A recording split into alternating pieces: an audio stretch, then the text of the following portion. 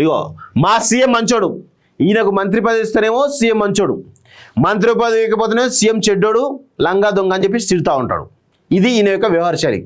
Black mail చేయడంలో number 1 ఈ కోమటిరెడ్డి రాజగోపాల్ రెడ్డి.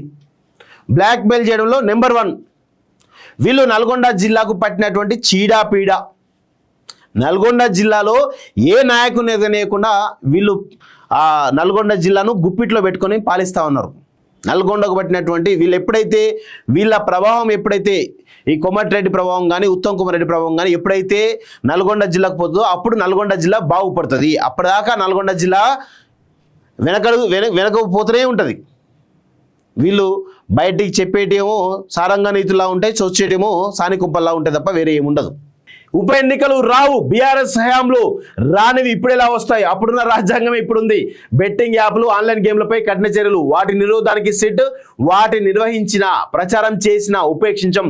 కేటీఆర్ హరీష్ల దుష్ప్రచారం, ఆ పెట్టుబడులను అడ్డుకునేందుకు ప్రయత్నిస్తున్నారు.